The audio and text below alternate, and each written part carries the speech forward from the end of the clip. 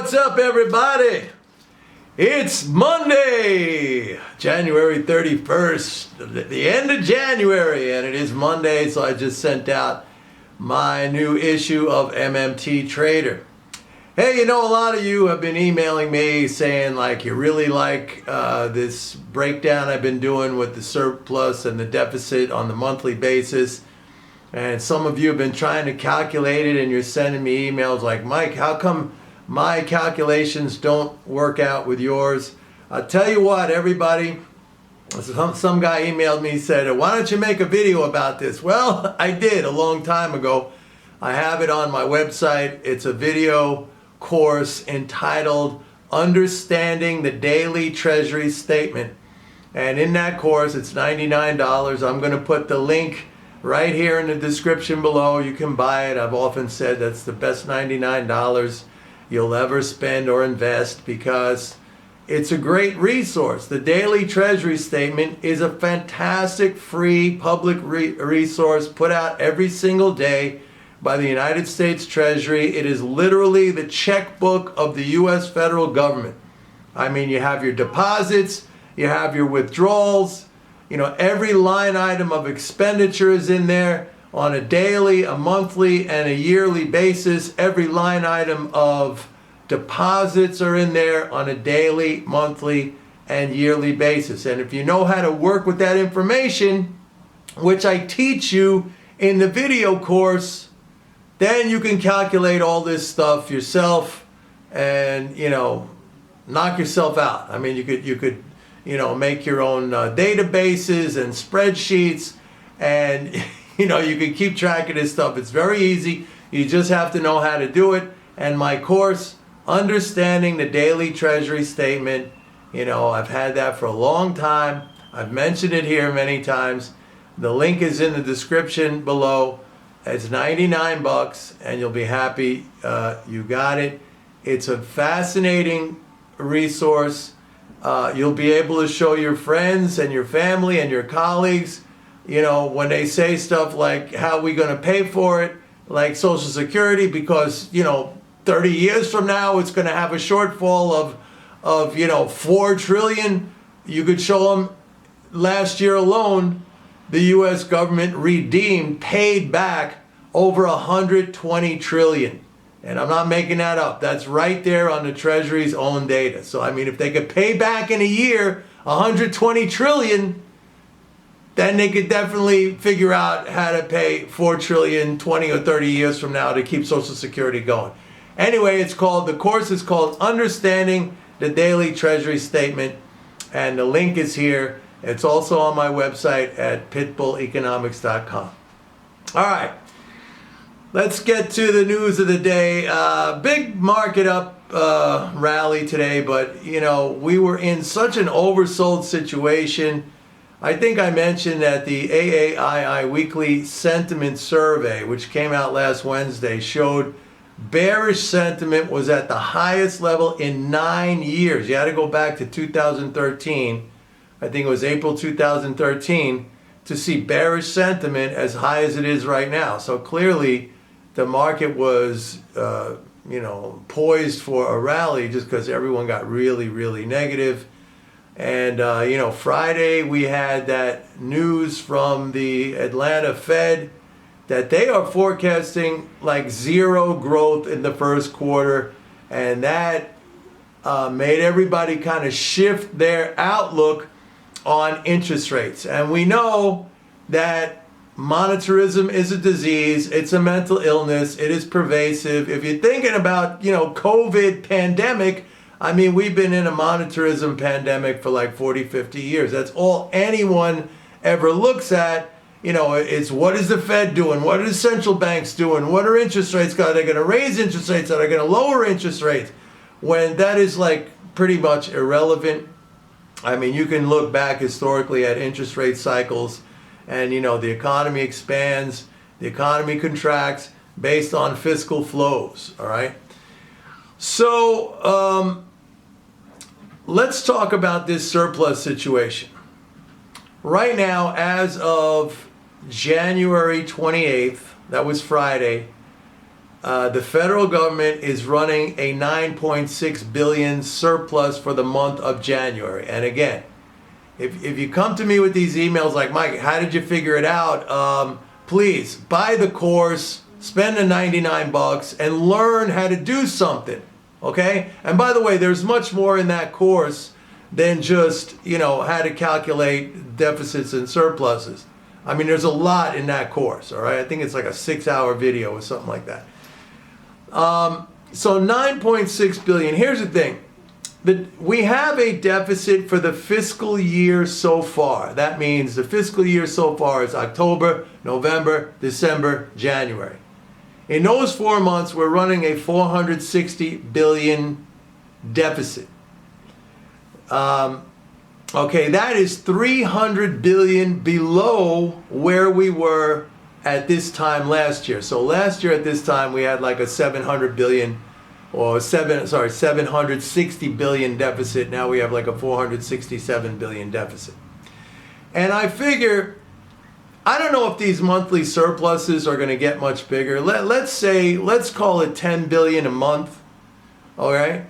We have 8 more months in the fiscal year. So 10 billion a month times 8, that's 80 billion.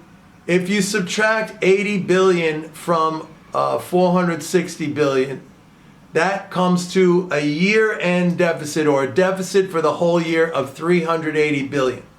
Now you might say, oh, what's wrong with that, Mike? I mean, we're still in a deficit. And I would agree with you. It's still going to be a deficit when you look at the full fiscal year. However, number one, we're dropping down from a 3 trillion deficit last year. All right, so what was it, like 95% smaller, 99% smaller, I don't know. Now I had to go all the way back, because I said, well, when was the last time we had a deficit of 380 billion? I mean, it's been a long time. That's a small deficit, and as a percentage of GDP, that's a really small deficit. But let's just look at the nominal amount, 380 billion. I had to go all the way back to 2008. 2008 was the last time we had a nominal deficit of 380 billion. In 2007, we had a nominal deficit of 107 billion. I mean, that was it was less than 1% of GDP. And guess what happened in 2007 and 2008? Right, we had the great financial crash.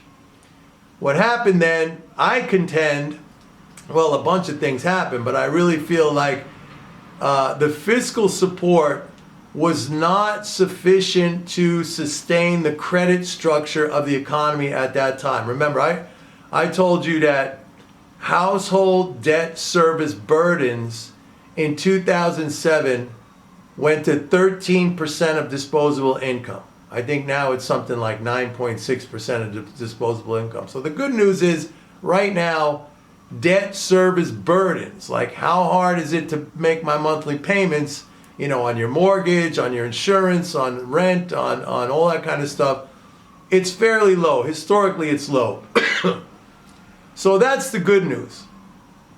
The bad news is, I mean, a 380 billion deficit now, given, how speculative the market is, and just looking at the economy, it doesn't seem like it's enough. Now, I could be wrong, and that could be fine, and that could, just be enough to keep us out of a recession. But I don't know. I mean, the economy is way bigger now than it was in 2007, 2008. So that amount of fiscal flow, net transfer, 380 billion in what are we, a 22 trillion economy? I forget what it was back then, but it was, probably, I wouldn't say half that, but it was way lower. 380 billion right now deficit. I mean, that doesn't seem like enough. And again, I could be wrong. It could be perfectly okay that we just have, any sort of a deficit. Hang on. But I still think that this rally right now is a rally in a bear market. I think we're going to have more retrenchment in the stock market. I do not think the fiscal situation is sufficiently supportive of the economy right now. The Fed's going to raise interest rates. Now, this is an important point, because when the Fed starts raising interest rates, it will increase those debt burdens. Okay, your interest payments are going to go up. So right now, as I said, debt burdens are low. Hang on, but fire department. Interest rates are low and debt burdens are low, but once the Fed starts increasing rates, I mean, those debt burdens can go up fairly quickly. The other thing I'll mention is that consumers now are really tapping their credit lines, and I see that in the banking data. All right, the growth rate in consumer loans, all right, it's credit card, revolving credit, automobile loans, this type of stuff, is now growing at the fastest rate in 11 years. Okay, and this makes sense to me, because when the government pulls back on its spending, and I've explained this in the past, when the government pulls back on its spending, what happens? People, in order to stay afloat, businesses, they tap credit lines because they need that cash flow. They got to make payroll, they got to make their payments, and they're not getting those checks from the government that they used to get last year. That was a big difference maker. A big difference maker. They're not getting them anymore.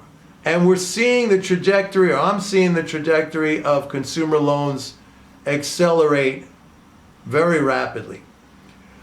So that's where we are right now. We're going to end this fiscal year. We still got 8 months to go. It's not like we're close. But we're going to end this fiscal year with a deficit. It's going to be I think it's going to be about 360, 380 billion. To me, that doesn't seem like enough to support the stock market's kind of speculative right now. If you look at its PE ratio, it doesn't seem like enough to support corporate profits at a level that Wall Street wants, unless you see a lot of cost cutting. And you know what that means? That's higher unemployment. So we'll see what happens. I mean, we're not going to end if we ended with a surplus, if I said, hey, what would we need right now for the fiscal year to end in a surplus? We need to see monthly surpluses right now of about 60 billion. Whereas it's about 10 billion right now. I don't think we're going to see monthly surpluses of 60 billion. That's out of the question. And finally, I'll just add, if we ever get an actual budget, see, we're still running on a continuing resolution.